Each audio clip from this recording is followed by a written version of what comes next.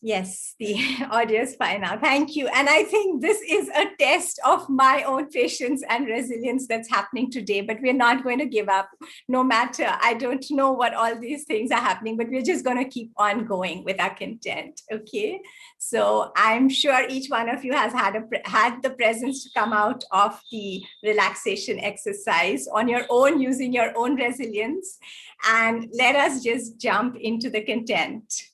Okay, so let's start with the first slide. And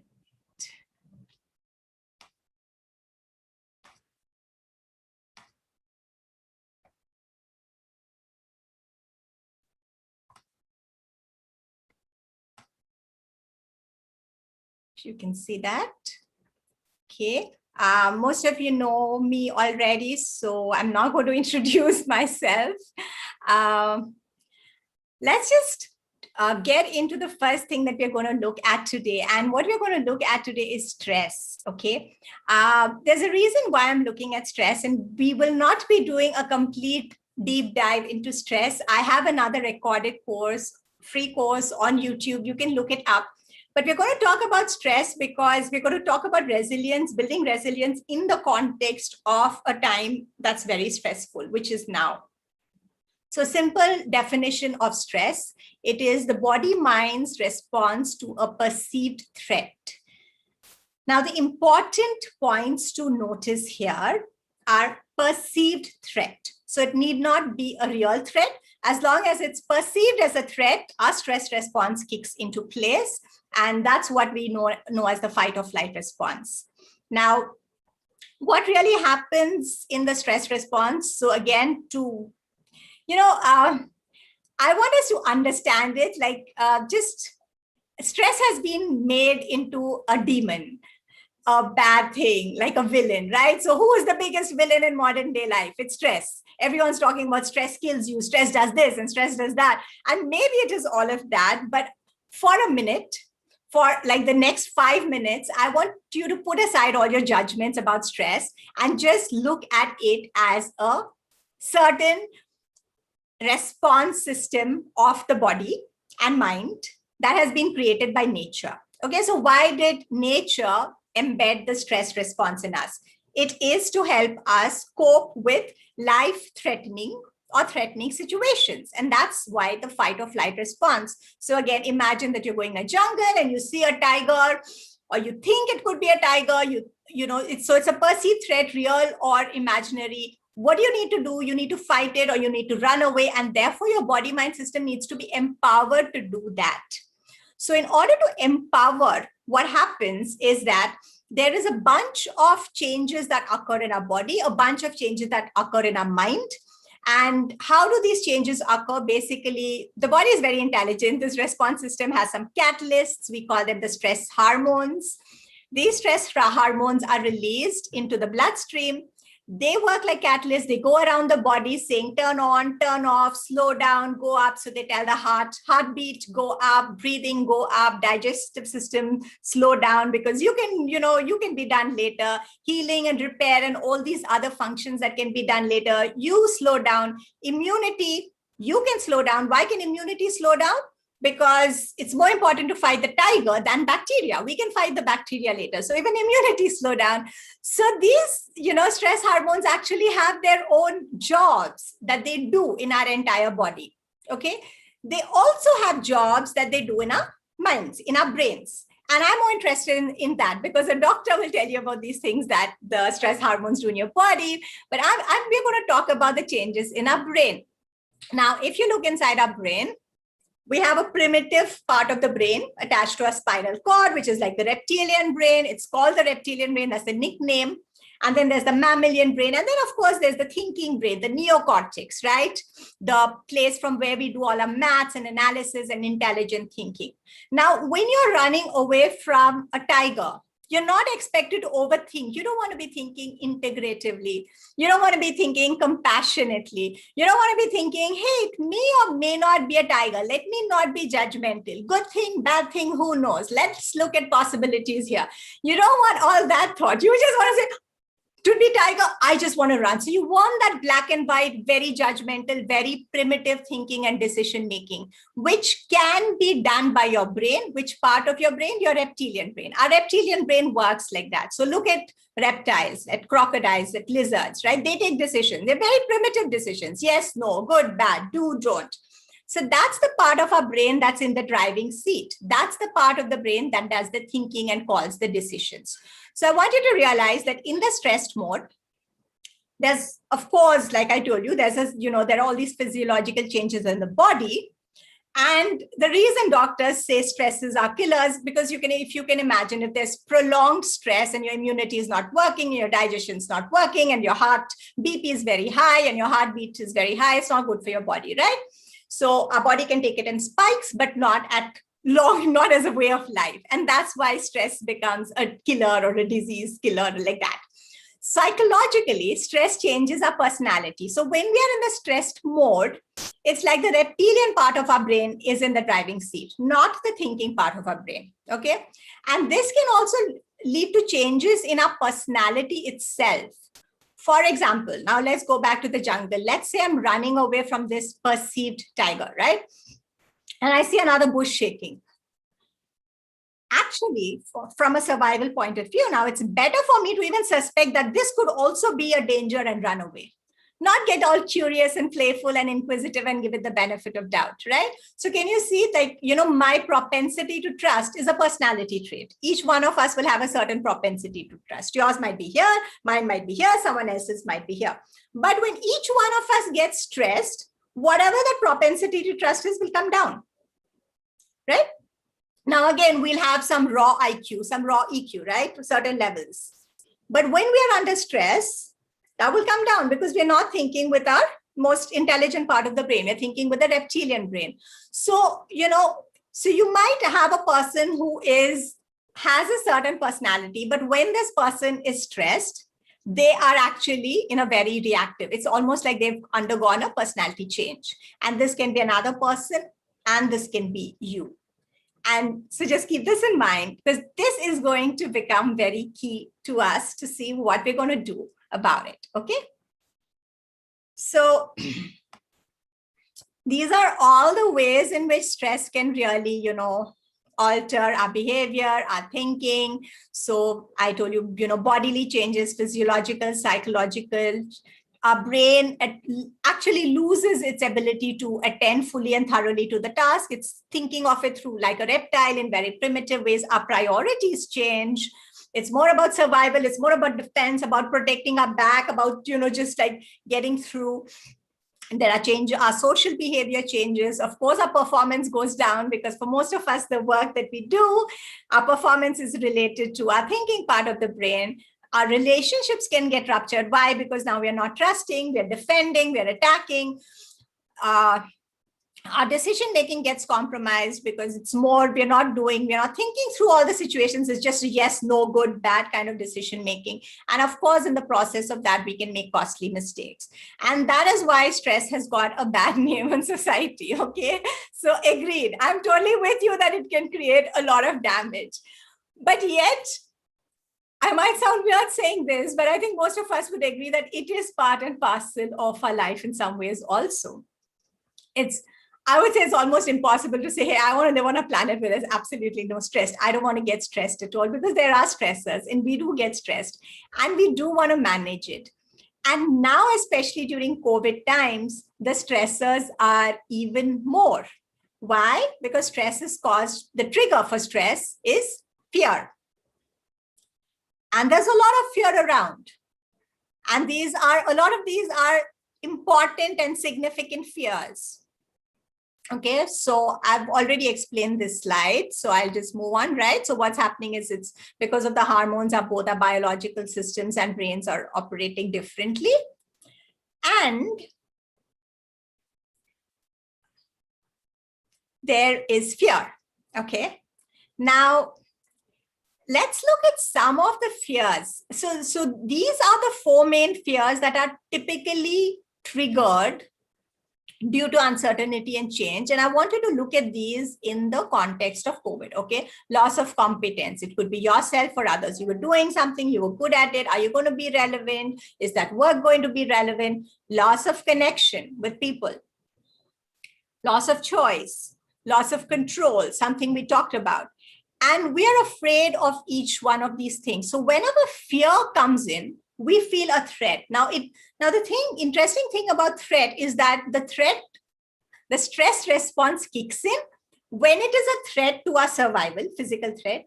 Also, when it is a threat to anything else, like my self-esteem or my self-image, or how good I think I am, or how much I think people will love me, or whether I will lose my friends, or whether I will be all alone.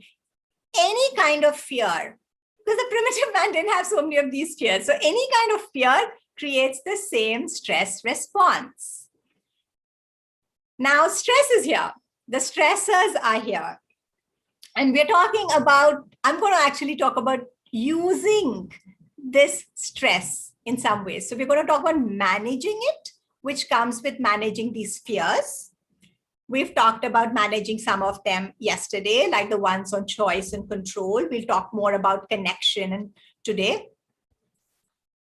I'm also going to talk about leveraging the stress. Leveraging the stress to strengthen our external resilience, the ones that comes from relationships. And why is this possible? And this is actually an opportunity. And a lot of us don't see it as an opportunity.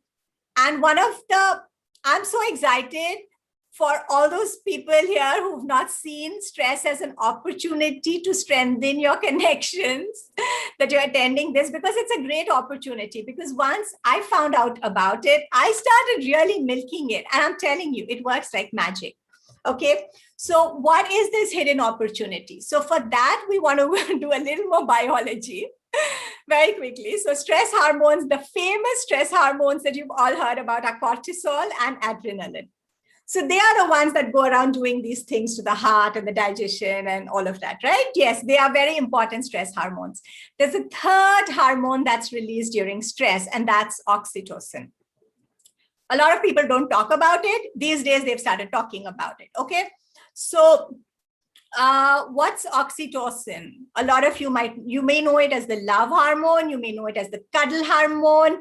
It's the hormone that mothers have when they're feeding their newborn babies. It's the hormone that's sadly given to cows to make them give more milk. Basically, the job of this hormone is a hormone that primes us to go out and create strong social bonds.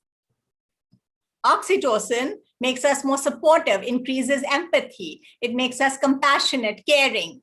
So when you have oxytocin in your system, it's like nature's secondary stress response almost, which is saying, find your friends, find the people you love and care about, bond together, get through this together, get together as a herd, as a family with your friends.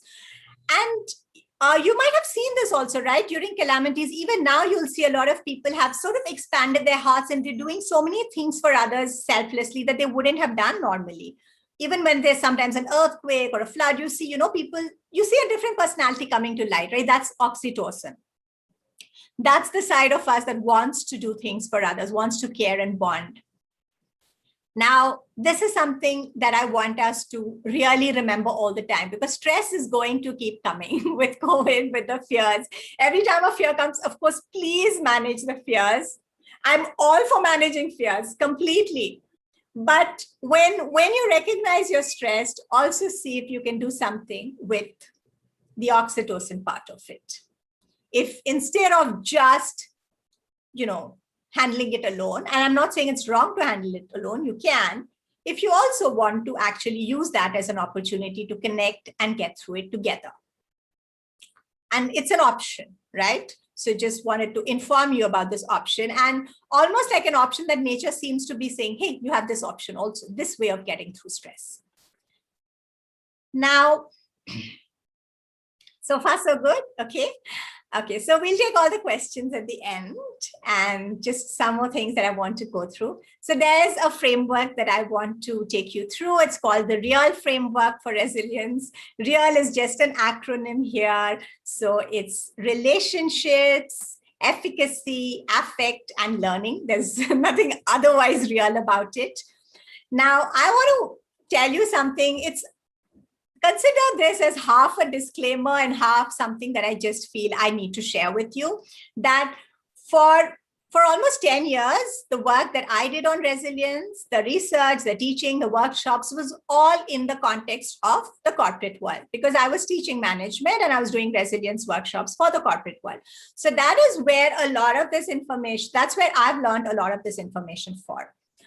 I've been into personal coaching and working with individuals outside of the corporate world only in the last 2 years. And of course, so that's been, and my experience has been that even though these frameworks have been created and this research has been done for the corporate world, it can be used by people anywhere, okay? So you just have to take the bits and parts of it that are relevant to you, and a large chunk is. I've also been trying out and using a lot of these, for example, the real framework with my son in my family, and I find that it works just as well, okay? So just to let you know, the origins of these frameworks are coming from the management research, but you can use them for your kids, you can use them in your families, you get to apply them wherever you want to, okay? So let's look at these 4 aspects, okay, one by one: relationships, efficacy, affect, learning. Now, think of them just as 4 pillars. I really like these acronyms because, you know, I don't have to open a book. I just remember real. What was R for? Okay, what can I do there? What is L for? You don't have to do it in any particular order. You can work on one of them. You can work on all 4 of them. If you work on all 4, even better. You'll get more benefits, right?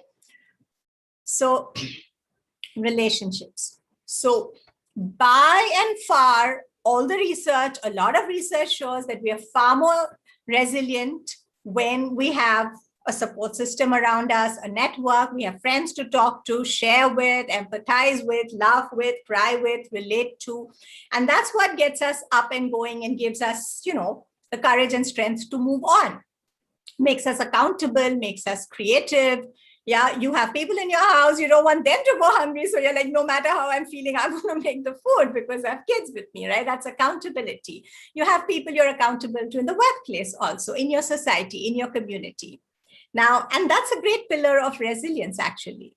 So what is it that we can do to work on our relationships? Now, what I've listed here are just some ideas. There's no upper limit to it. So please feel free to be as creative as you want. So look at ways in which you can strengthen. We'll do a little exercise later today to, you know, on this, a systematic exercise again on this.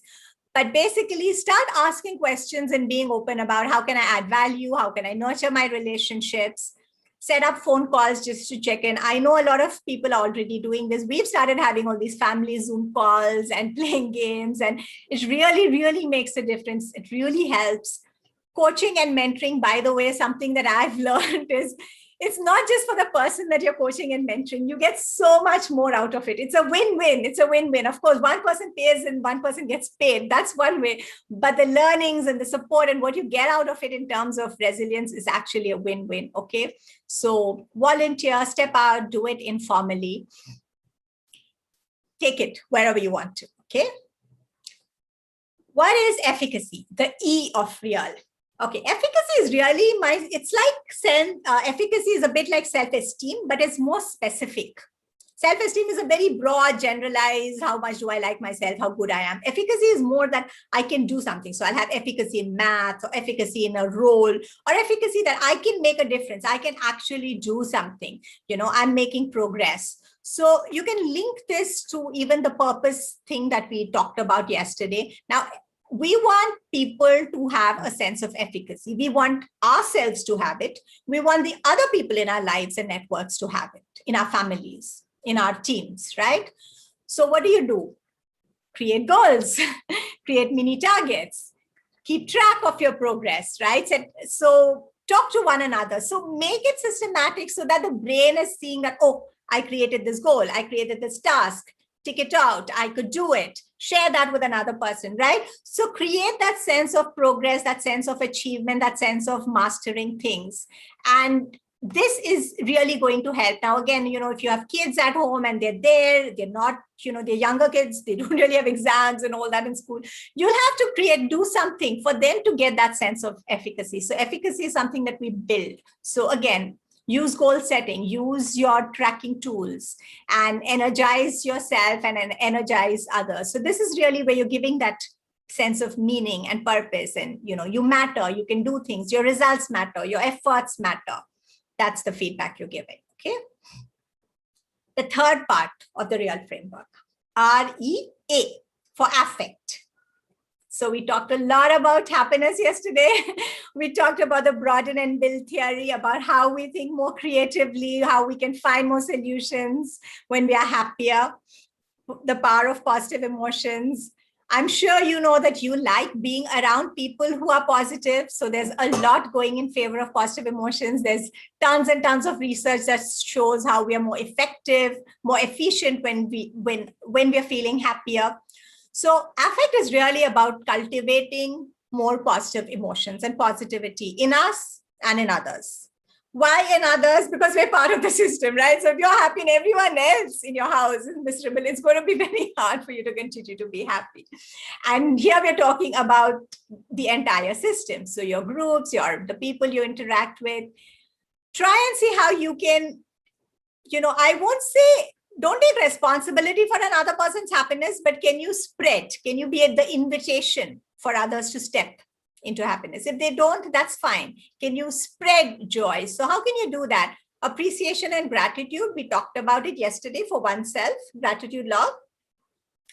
What happens if you appreciate others for the things that they are doing well, for the things that they are doing right? Don't do it inauthentically. Do it only when they do something right? Authentic, credible, acknowledge, appreciate. They feel better, you feel better, and they also get that sense of, linking back to the E part, the efficacy. So again, linking back to yesterday, because of the negativity bias, because of the stress, because we're trying to defend, protect, run away, our brain might not prioritize the very agenda of appreciation, gratitude, thank you, acknowledgement. It won't come very naturally to the brain. So make a ritual out of it. Make a system and a practice out of it. Make a list of things that energize you and do it, whatever it is, whether it's dance, whether it's being in nature. Try and get others in your house. Right now, unless you're doing it online, the people that you can involve are people in your house or immediate community. Do that. Get them on board. Again, even mindfulness practices, meditation. Today, the meditation that we did as a group in the beginning, it went for a toss because of the system, but, the audio visual didn't cooperate, but usually it works. And it's a very blissful experience when you do it together. So again, do that as a group. The last part of the real framework, REAL, L for learning, my favorite. Why? Because learning is my favorite, not because I'm a nerd. A lot of people, including my son, keep teasing me. They call me nerd. I don't mind. It's not a bad word. But this is why I like learning. You can always do it everywhere. Nobody, nothing, no thunderstorm, nothing in the world can take away your ability, power, and desire or intention to learn. See, success and failure is like good, bad, right? Even relationships, you might be trying to build them, but other people might all say, we don't want to play with you. We don't want to bond with you. It's not completely in your control. But learning always is. You can learn when you succeed. You can learn when you fail. You can learn when you're alone. You can learn when you're with people. You can learn when you have books like this kid and resources. And now, of course, we have the internet, which means you can learn at the tip of your fingers. But you can learn even with your eyes closed. You can close. That's the entire path of self-awareness, right? You learn about your own thoughts, your emotional 10 days Vipassana retreat. You're not talking to anybody. You're just watching your breath, watching your thoughts. And there's so much of that you learn about yourself. You can learn if you're standing in a boring place. You can learn when you're in quarantine. You can always learn. So, and learning is joyful. I mean, look at that kid. I'll tell you, I have not yet met a single person. I'm not talking about studying for exams, okay, that you say you have to study XYZ. I'm talking about just learning. And learning could be about life, about yourself, about a subject, about other people, about resilience like we're doing now. There's not a single human being who doesn't enjoy learning. It's always fun. Nobody says, oh no, I'm feeling so miserable that I learned something today. No. So learning can only be positive. So, and it can, it has ripple effects. So it gives you the positive affect when you learn. It gives you that sense of efficacy if you're someone who values learning. And of course, if you learn with others, you can also bring your relationship factor into it. Okay. So it's a great, great focus to have. Don't lose it. Don't lose it because of COVID or anything else. No matter what's happening in your life, don't give this one up. Okay. This is a Brahmastra to resilience that we all have. Okay. Learning also gives us that meaning, by the way, the sense of meaning and purpose that we talked about yesterday. Because for most people, there is like learning is meaningful, isn't it? For most. I'm doing a generalization, but I'm talking about like 90% of people that I've met seen. Okay. So we'll take a little bit of a breather and do a little exercise. So this is a very beautiful exercise that I found in an HBR article actually. So again, created for the corporate world, but doesn't mean you can't use it outside of management. So you have the source given below. So you can look it up and read the entire article if you want. But this is very recent, by the way. So the authors did this research in 2020, and I think this came out pretty much maybe 2021 also. So they did this research during COVID, and the title of the article is What Really Makes Us Resilient, or something like that. And one of the things that they found there is that resilience doesn't have to be just an internal thing, what we talked yesterday, but there is also this attribute of connection and relationships. And they actually, being researchers, they started looking at categories in which and the ways in which our relationships can contribute to our resilience. So the way to look at this is look at this wheel, look at these 8 categories, and now look at your network, your own network of connection, and look at, okay, do I have people in these categories? Now here's something that I'm going to bring in, which is you don't need all 8 categories. It's okay. What the research is showing is that for most people, these are the categories in which it works. Now, each one of us is unique and you don't need all of them. So look at this, I would say, not as a, oh my God, am I getting 8 out of 8? No, but just look at it as a way to get you start reflecting on your own relationships. Okay. And out of this, pick 3 categories that you would like to strengthen. So there is action point and homework here that you can do. So you can watch the recording, pause it, or get the article and do it, and make an action plan. So let's say, for example, suppose I say that right now in my network, I don't have connections that provide empathetic support so I can release my negative emotions. So now I can start looking at, okay, can I create a support group out of it? Are there existing support groups there that I want to join? Do I want to reinitiate certain relationships that I had from school or college? Because I know people who've done that during COVID, okay? So one of my clients did that. So after one of the sessions, she actually went and she started phoning up her best friends from school. And she was like, oh my God, they were so happy to reconnect with me. And we could, just hit the road running. So see what it is that you want to do. Now, the second 2 points, these are not there in the HBR article. These are things that I've added, which is acknowledge and look out for the people in your network who are already playing some of these roles for you. So when I saw this framework, I was like, oh, wow, my sister does this for me and this for me and this for me. And I was like, great, wow. And I haven't even acknowledged her. It made me feel so happy. And if I want to tell it to her, I can. It'll make her happy as well. And then, of course, I can think of, how do I want to strengthen that, or, spend more time, make sure I have the conversations with her. Then the second thing I want you to look at is, see, when we are looking, of course, course, this article is talking about you look at your network and see if you have people in all these roles, but you are also that person in another person's network, right? You're also the provider of these. So look at all these different ways in which you can be, and you don't have to be like, I'm sure I'm not a useful connection for, I think, anyone where I can help them make sense of people or politics in a situation. That's not my strength, okay? I'm also not a very, actually a very good person for people to release their negative emotions. And that's a story for another time, but that's just not me. But there are other things roles that I can really play. So I can really be that connection that helps people see a path forward. Okay, I can really be a connection that helps people maintain perspective when setbacks happen. Oh my God, if you have setbacks and failures, then I'm the person to come to. I can totally make you see different perspectives there. So see what you can be for other people and start being that. Okay, so that's the other way that I would really like you. Again, this is something I've just added. It's not in the article and research, but I think you can definitely use this wheel that way.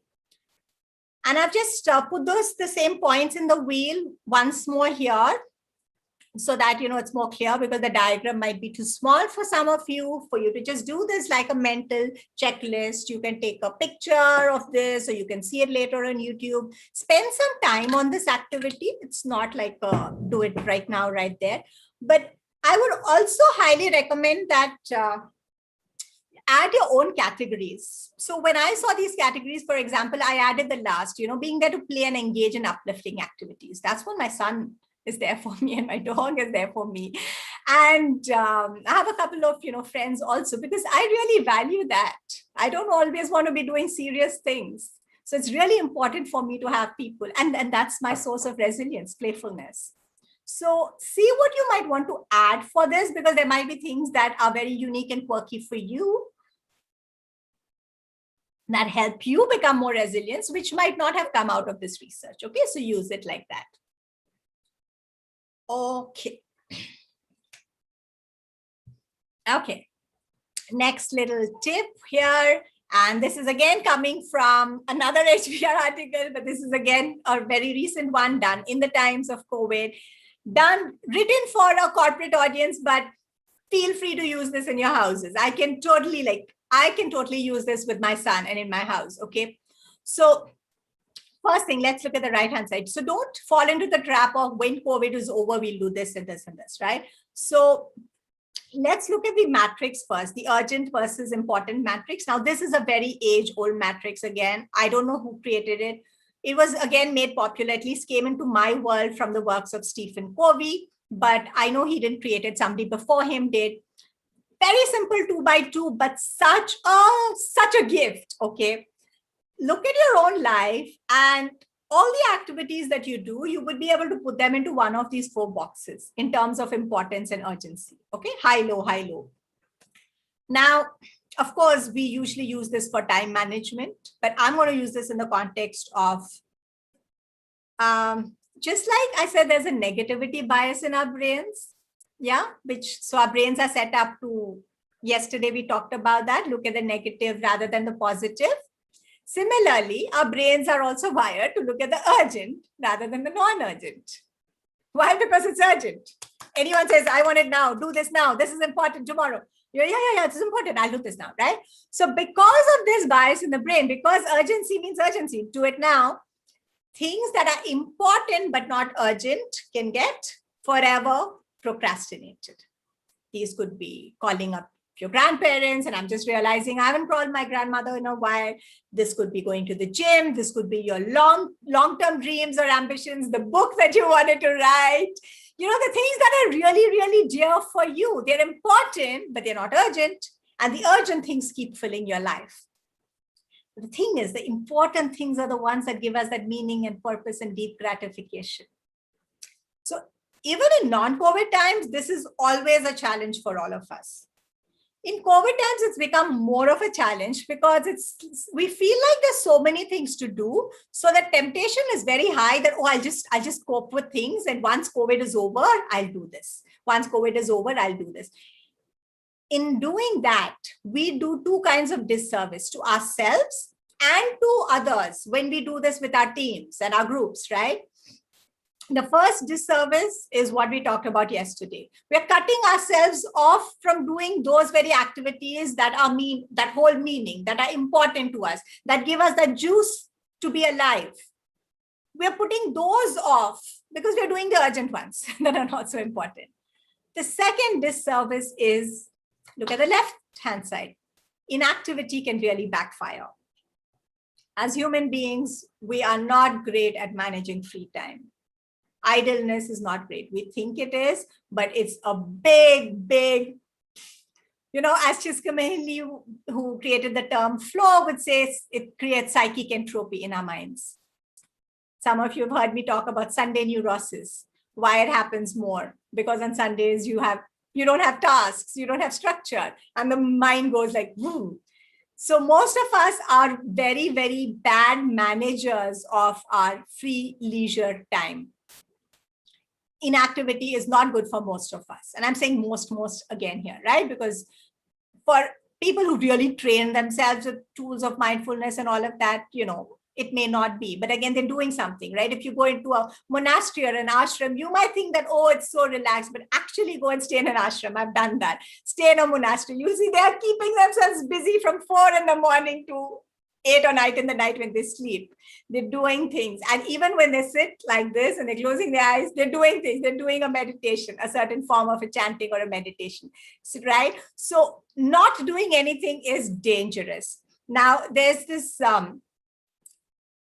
experiment, okay? It's called The Challenges of a Disengaged Mind. That's the publication where they talk about this, where people actually preferred getting electric shocks, giving themselves electric shocks in this case, to just sitting in silence. Because just sitting in silence and doing nothing was so uncomfortable, okay? There's another, piece of research that's been done, actually more than one, that's been done with the military, where, for people in the military, apparently the boredom and waiting times are more stressful than the actual combat. You'll think that the actual combat is more stressful, but boredom and waiting. So now think of all of us going through the lockdown, going through the quarantine. Some people are, of course, out there doing stuff, facing the crisis. But for the rest of us, we need to recognize that we need to stay active. We need to keep our kids active. We need to keep our grandparents or the old people in our house, whoever they are, all of them, we need to keep active, playing games, doing things, doing activities, whatever it is, okay? So, I don't know, time to bring out all those board games, but stay active. Yeah? Okay, so one more point, which is there's been a lot that's talked about in terms of compassion. I love Buddhism, by the way. I've learned a lot from the Buddhist tradition. And I'm not here to say, please don't be compassionate, okay? Not at all. But all I'm saying, and this is again coming out of, I learned this from this research, and I have, also thought about it. And for me, immediately, I was like, the context that came up in my mind was parenting, where you want to balance the compassion with containment. So what is containment? It's really about setting limits, raising the bar, keeping a certain amount of optimal pressure, not letting people get into self-pity and moodiness and helping them snap out of it, right? Which means you might want to be a little tough sometime. Anyone who's a parent listening to me is going to identify with this right away. Just because your kid doesn't have playmates right now and can't play. And of course, you can have compassion for all the things that the child is going through, but you can't just let them have a free reign of, I'll do whatever I want, I'll sleep when I want, I'll eat when I want. That kid is going to take himself or herself down a completely dysfunctional path without even realizing it. And the same thing with everyone else. It's not just with kids. It's even with the old people that you're living with. It's even with the young people, even with your spouse. You want to be compassionate, but that doesn't mean that you only do compassion and don't do the containment. Now, add to this the risk of learned helplessness. So what is learned helplessness? Term coined by Martin Seligman and nice way to understand it is, you know how they train elephants. When an elephant is a baby, they put a chain and put that like little peg. So the elephant realizes that, oh, I'm born. This is the place. I can't go beyond that. This is my zone. This is how much area I'm allowed to walk in.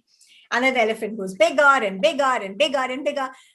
And once the elephant is really big and strong, it actually has the strength to break that. But it's in the mind. In the mind, the elephant thinks, this is my territory, this is my boundary, this is all I can do. So these limitations, boxes, learnings that we have in our mind of I can do only this, I can't do that, I need mama to help me here, I need my wife to help me here, I need somebody to cheer me up for this, I get into these mood swings, oh, I'm having too much stress, I need someone to help me. A lot of these things are in the mind.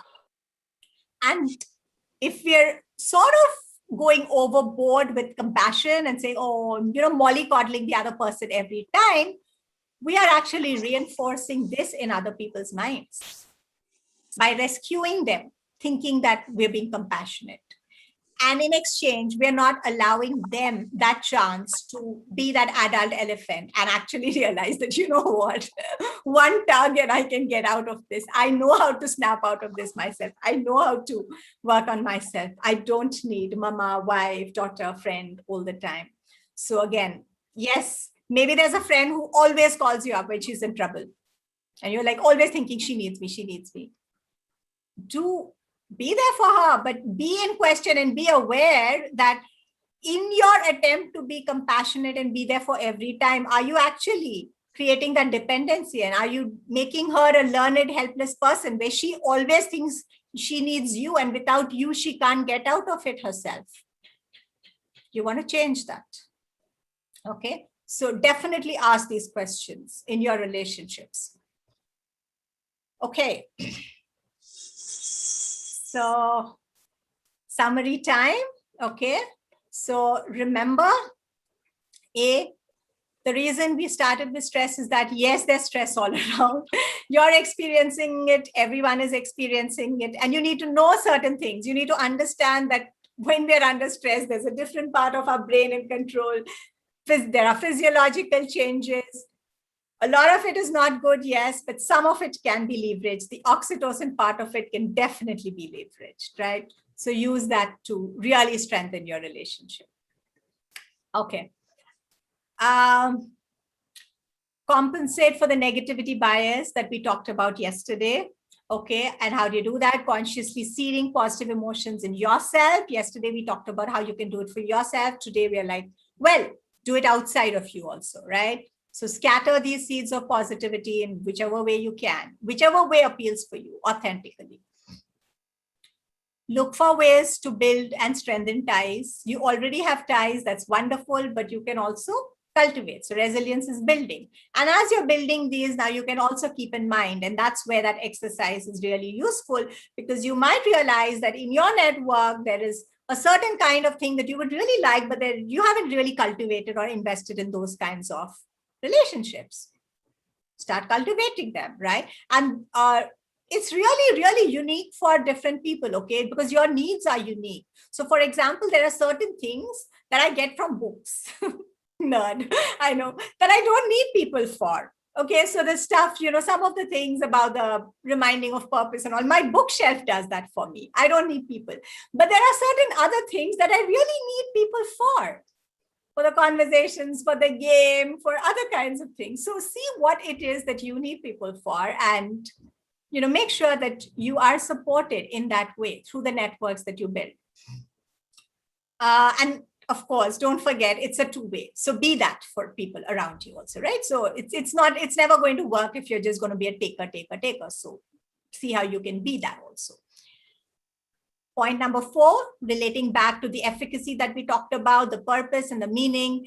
Trust that you can make a difference, because otherwise the will to live, the will to get through things is very, very, very difficult. So please acknowledge, build up, strengthen your own sense of self-efficacy and do it for others. This is a place where we can really help another person's sense of self-efficacy in terms of the kind of feedback we give them and the terms of how we engage with them. So you can do this for people around you also. And fifth, adopt a learning mindset. Like I told you, learning is your Brahmastra. Nobody can take it away, okay? Even on your deathbed, you can choose that I'm going to learn about how it feels like as I die. What does the process of die feel like? I'm dying. I'm really curious to know, actually. So learning is, nobody can take it away. So claim it, own it, use it, okay? Everything else, at least I think a lot of other things can be contextual, but learning cannot, okay? As in you can always do it. I'm going to leave you with 5 questions to ask yourself every day. Now, why questions? Because questions keep us fresh, alive.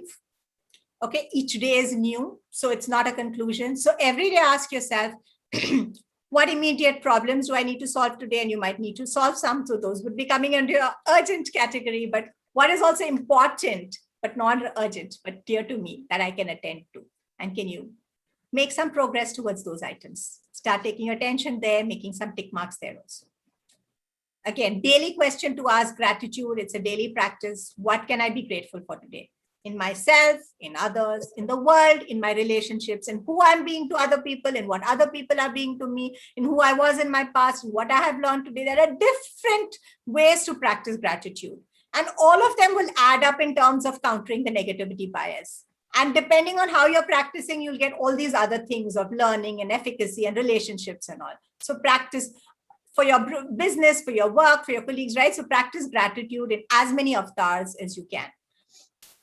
Number 3, what's the best time of the day for me to read the news to update myself? So we talked about attention yesterday. We talked about news. We talked about staying informed, but also not getting over-informed with the same piece of news 100 times, and therefore, misleading your brain to believe that it's more true or more real than it actually is. So set a time. It's going to be different for different people, and do it. And set a way also. Some people like to see summaries in your chosen blog site or app, and I know people have that. Some people like newspapers, so see what works for you. Some like TV, so whatever works for you. How can I hold on to my best thinking when others are panicking? Remember mirror neurons, and remember what we're talking about today, that we want to be with others also, and others can be panicking and getting into stress. When that's happening, how can I hold on to my best? Again, create your own. I'm going to use the word sadhana here in a very broad, non-religious context. Create your own sadhana that works for you.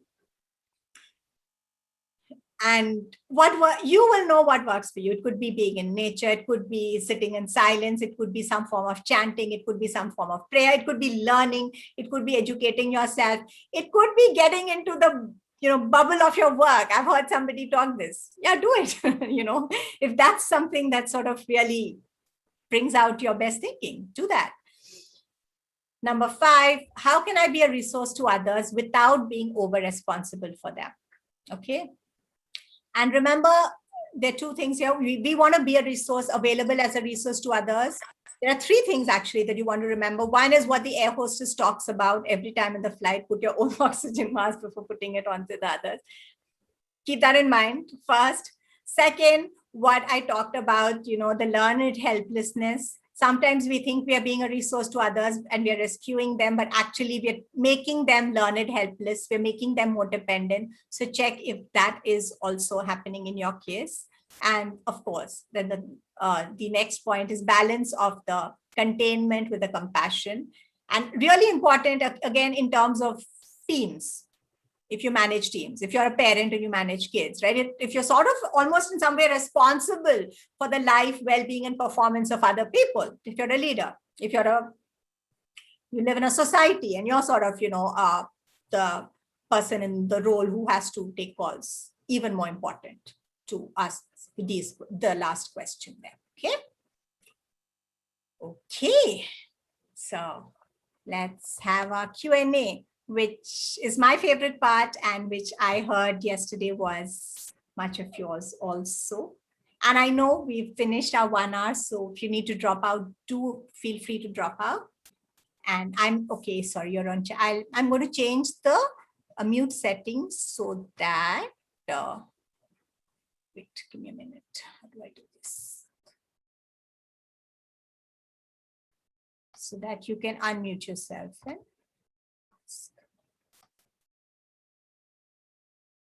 Okay. Okay, so you can just unmute yourself and you can ask questions. Thank you for the comments in the chat. And till the first person asks your question. So Tanvi has a question from Sonal Ji, and Tanvi has asked. Okay, great. Yeah, so this must be on YouTube then. I'll read out the question. I struggle with your actions matter as I feel that the impact I'd like to have is very large. Any ideas on this, please? Sonal, if you're here, do you want to unmute and just tell me a little more about the struggle here? Because I need a little more context to answer this question. Okay, others, even if you put it on chat, feel free to unmute and ask.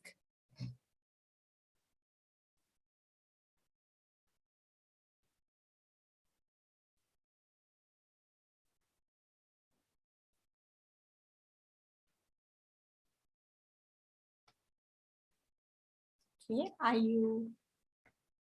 So Sonal, are you here?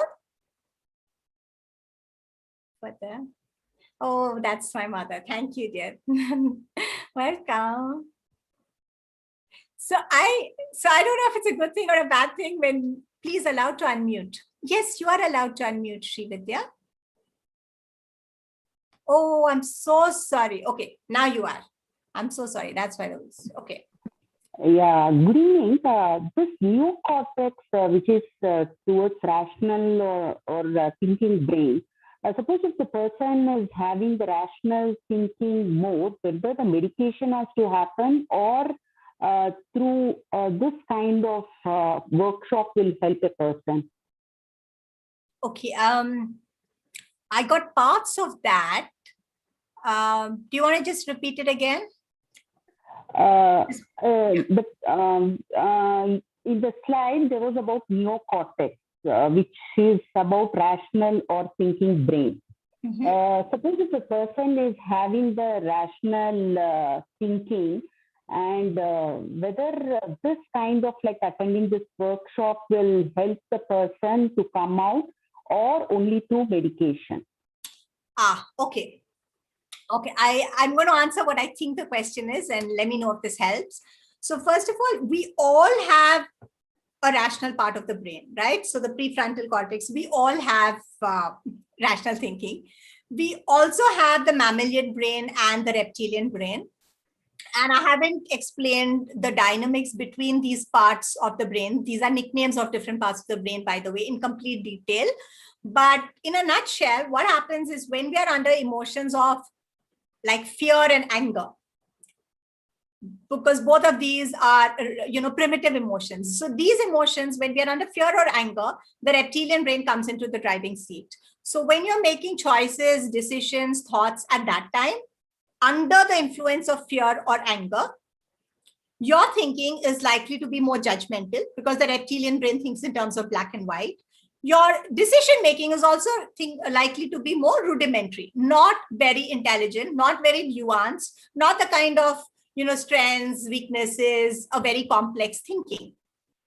Now, for that same person, when the person, in fact, there's a beautiful phrase I've read in some book that making decisions under the influence of fear is like making decisions or anger when you're drunk. Right? Like you don't trust your own decisions. And I'm sure I can see some people nodding. Yeah. You take a call when you're feeling really afraid or angry, and then later on you're like, why did I do that? Why did I decide that? Why did I scream at that person? Why was I so mean? I'm not such a mean person. Why? Because it was your reptilian brain. You behave like a monster, but that's your reptilian brain. You reacted from there. Okay. So now the thing I want you to recognize is that it's the same. Everybody will have these different parts of the brain. So your second question about how meditation helps is, so the same person, when a person is calm and composed, has access to their frontal lobes, their thinking brain, the rational brain, right? Now, how meditation helps is that when you're experiencing fear or anger or something like that, you've trained your mind to be able to take back control, this part of your brain, the rational thinking brain, to take control faster And therefore, you can make a more clear-headed choice or decision. So yeah, I will never say don't meditate. I think it's a great tool. So yes. So everyone, and it's for everyone. It's not a person at a time. Okay, I saw somebody saying you can't unmute. You can unmute, and anyone can unmute themselves now, right? So yeah. And if you can't for some reason, stay on the chat and I'll unmute you, but you can unmute.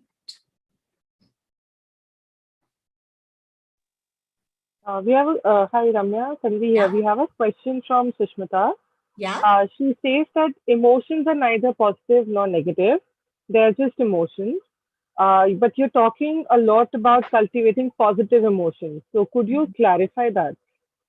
Yeah, so very simple. I love this, Sushmita, because I would also like to actually go with not calling anything good bad.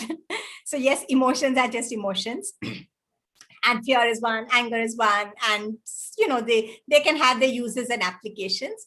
By and large, the world, and it's not just me, like just go and Google, has classified them broadly into positive and negative. And that is a very loose terminology, the very general terminology of positive and negative that I'm using. Even in research, they have been classified. So basically, things that are uplifting are classified and usually helpful, classified as positive, and things that compress us, that shrink us, and get us to behave in ways that take us away from our expansive nature are loosely called negative. But I'm with you. It's not like a magnet where there's a very clear positive pole and a negative pole. Like, it's not a black and white difference. These are just cultural connotations, but they're not so off the mark either. Okay, so it's not something that I am made up. Yes. Can I say something? Absolutely. So I have heard that negative emotions, they create negative chemicals. They give rise to certain harmful chemicals in the brain, and that harm the body. And positive emotions create certain other chemicals which are very beneficial to the body. That is why they are called negative and positive. Emotions are emotions, but certain emotions give rise to these harmful chemicals, which we don't want. Some other emotions give rise to friendly chemicals, which we want. So I look at it that way. Is it okay? Yeah. And thank you. So that was my mother. Okay. And thank you, Mummy. And yes. And I'm just going to, elaborate a little more in that also, because in the context of, I think, what Shushmita just asked in terms of, what is really good and bad. So Shushmita could say here that chemicals are just chemicals, right? Again, nature put chemicals. So what are the harmful chemicals or what are the good chemicals? Now, when we're talking about what is harmful or good for our body or for our mind, it's always about ratio and proportion. So for example, let's take the 3 stress hormones. There are more stress hormones, but the 3 popular stress hormones: adrenaline, cortisol, and oxytocin, right? And what do adrenaline and cortisol do? They increase your BP, which means, your blood is flowing very fast, your heart is pumping very fast. Why? Because it wants you to fight the tiger or run from the tiger, right? It's putting your digestive system on hold. It's typically a bad thing, right? Why? But in that moment, it wants you to be able to escape from the tiger. So it's saying we'll pick up digestion later, as a, in that moment. So in that moment, it's not a bad thing. It's actually helping you escape from the tiger. In that moment, high BP is not a bad thing. It's helping your hands and legs get all that oxygen because the blood is flowing fast, then the glucose is released, then you get that spurt of energy and you can run. So in that moment, adrenaline and cortisol are helping you in that running away or fighting activity. So they're good in the moment, but they are bad in the long run, because forever, for a long time, if I have high BP, for a long time, if my glucose is very high and my blood is flowing fast and my digestion is on standby and immunity is on standby, what is actually created as a response system to help you in that moment of panic becomes your killer. And we call it a harmful chemicals, right? Because now your body is flooded with that and your kidney has to work overtime to get it out. So the good and bad is in context. And again, when we use the word broadly harmful, I am with the doctors here. I'm with the broad classification too, because most of us are suffering. So, like what my mom said, yes, adrenaline and cortisol, for most of us, these are harmful chemicals, but do realize that nature put it for a certain function. But when it is taken, and there's a lovely book on stress management called Why Zebras Don't Get Ulcers, because a zebra is just there, a tiger comes, gets into the fight or flight mode, runs, and then it comes back, or it gets eaten by the tiger.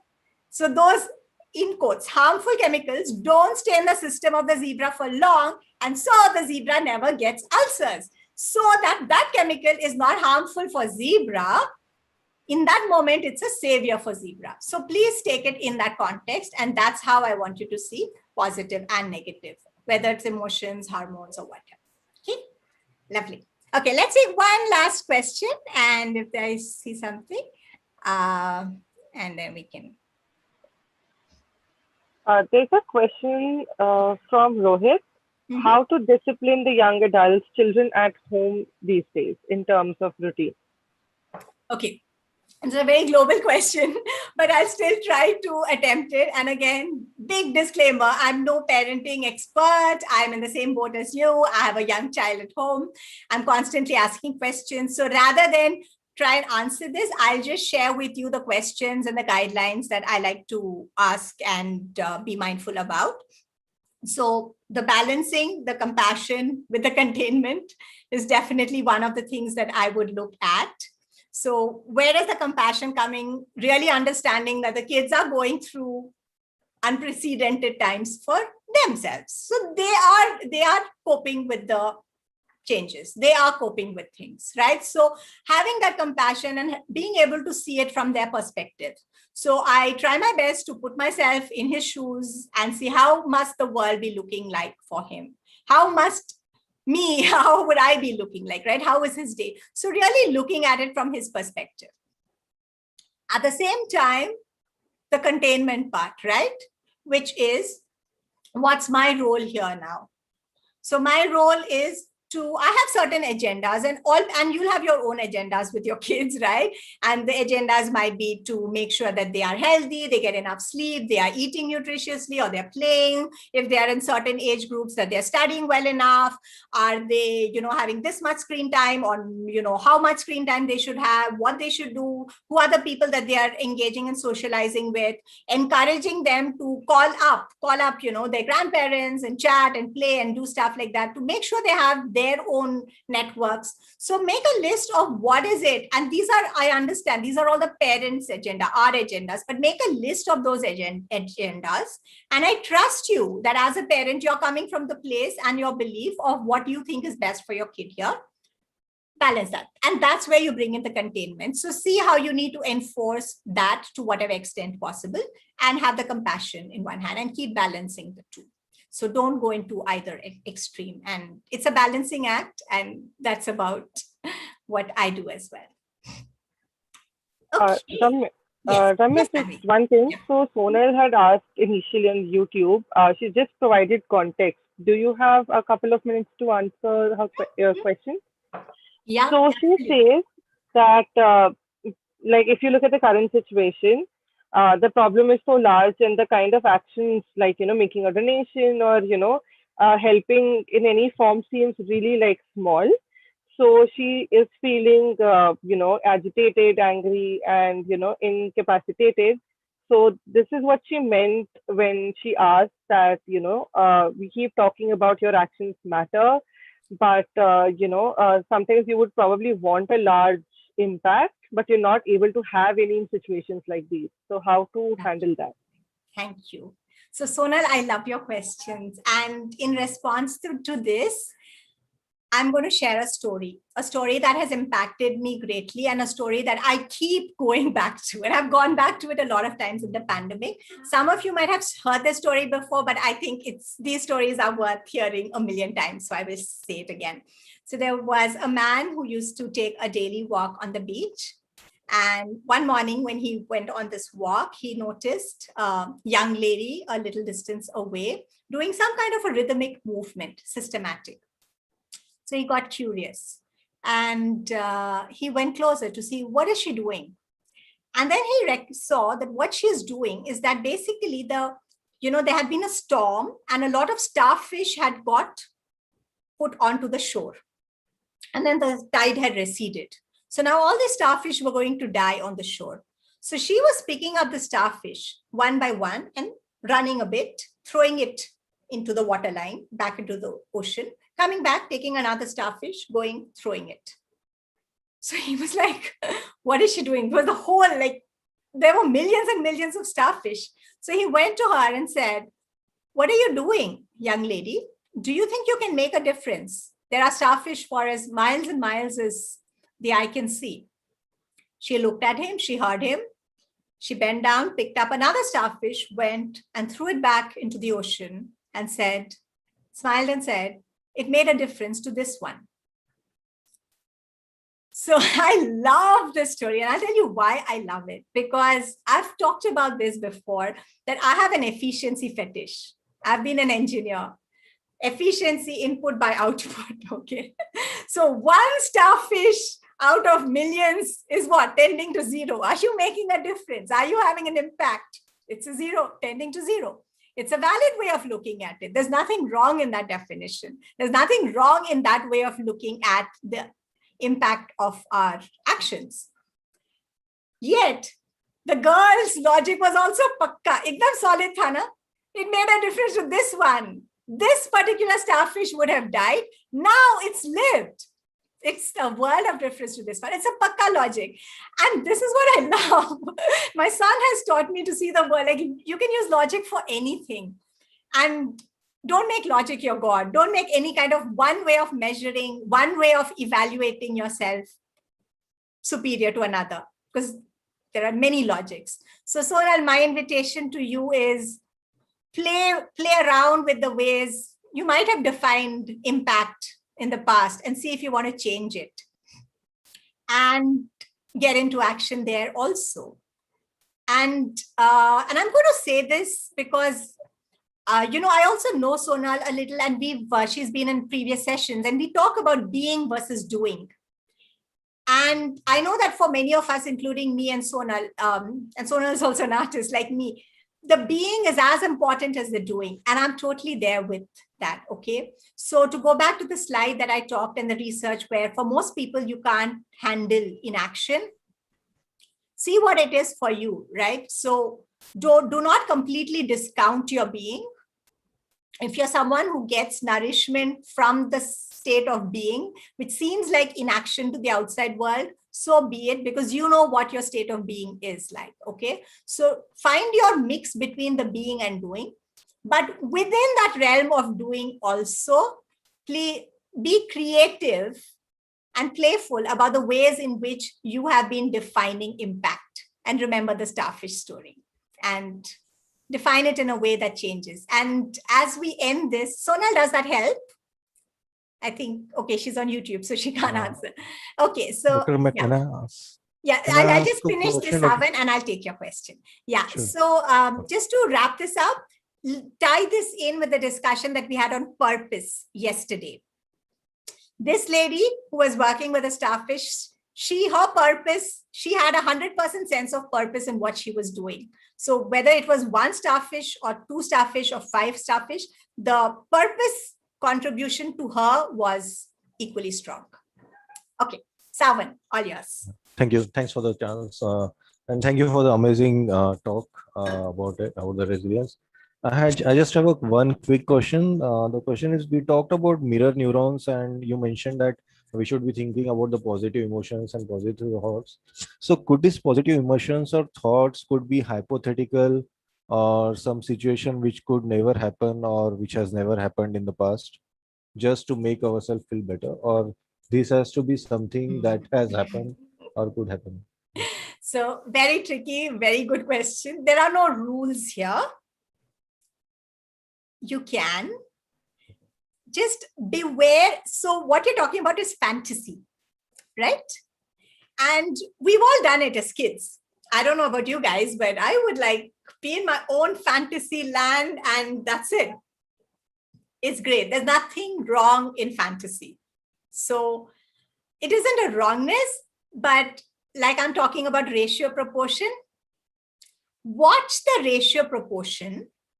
And here's why I'm going to ask you to watch it. And also be aware that you're using fantasy to make yourself feel better. Because when we're not aware that it's a fantasy, or it is, the fall from fantasy can sometimes be a very bumpy fall. So take that ownership and then engage in the fantasy, okay? Mindfully aware. Disney is also here to serve us. Netflix is here to serve us also with the fantasy. Nothing wrong at all, but be mindful of, like, don't make the fantasy bigger than you. So you are the artist and creator and consumer of the fantasy you create in your mind or in your life. Don't let that equation reverse. So the fantasy holds you captive and you're like, where am I? And where did I fall? What happened? Okay? Because I'm sure that also happens and that's not fun. Thanks a lot. Okay. Thank you. Thanks a lot. Lovely. Okay, everyone. Have a good night. And please watch this again because I might have gone very fast in places. Watch the parts that made sense to you. Do the exercise on the relationships and the 8 grids. That's very powerful. And stay in touch. And you're also welcome to write to me anytime. So I have a lot of free resources on my website, including a very long course on managing stress. I just gave you an overview now. So if you're interested in the hormones and good hormones, bad hormones, what happens in stress, it's explained in a lot of detail. And Tanvi's just put the website on the chat window. So you can go there. I also have a free newsletter and I do at least one free masterclass every month. So which we announce in the newsletter. So feel free to subscribe to that. And you can also just shoot me an email. So have a lovely day and take care of you and all your loved ones and stay safe. Signing off. Bye-bye. Bye. And thank you, Vipula, for the sweet smile that you've kept throughout this seminar.